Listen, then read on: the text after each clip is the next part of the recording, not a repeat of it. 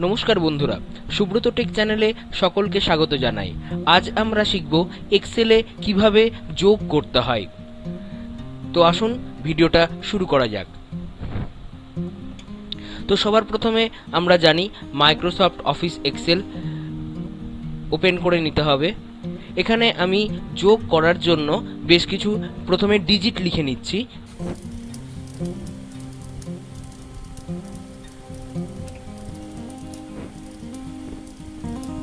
তো আমি এখানে কয়েকটি ডিজিট লিখে নিলাম।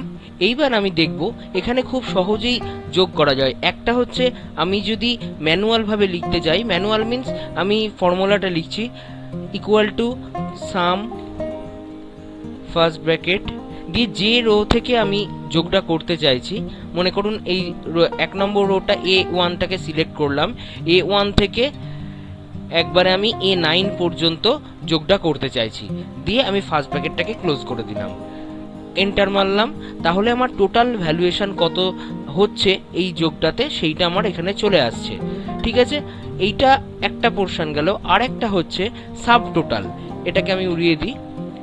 Sub total sub total first bracket 9 কমা দিয়ে আবার যে রো থেকে আমি যোগটা করতে চাইছি A1 ইকুয়াল টু A9 পর্যন্ত, ফার্স্ট ব্র্যাকেটটাকে ক্লোজ করে দিলাম। দেখুন একই ভ্যালুয়েশন চলে আসলো। এবার এর সাবটোটালের ক্ষেত্রে একটা মজার জিনিস হচ্ছে, মনে করুন আমি এই 12,000টা আমি ভুল লিখে ফেলেছি, তো আমি এটাকে চেঞ্জ করতে চাই, এটাকে আমাকে 14,000 করতে হবে। তো আমি 14,000 করি, দেখি কি হয়।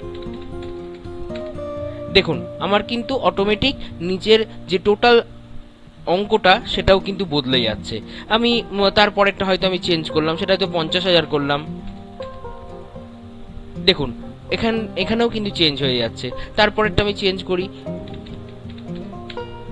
অটোমেটিক কিন্তু চেঞ্জ হয়ে যাচ্ছে। সাবটোটাল এবং টোটাল দুটোর ক্ষেত্রেই এই সুবিধাটা এখন রয়েছে। এইবার আমি যদি মনে করি যে আমার ফর্মুলা মনে নেই, এটাকে আমি ডিলিট করে দিই। আমি সোজা চলে যাব এই যে হোম থেকে এই অটোসামে যদি আমি ডবল ক্লিক করি, দেখুন টোটাল ভ্যালুয়েশনটা চলে এসছে। তো এইভাবে আমরা যোগটা করতে পারি এবং এটা খুবই সহজ পদ্ধতি।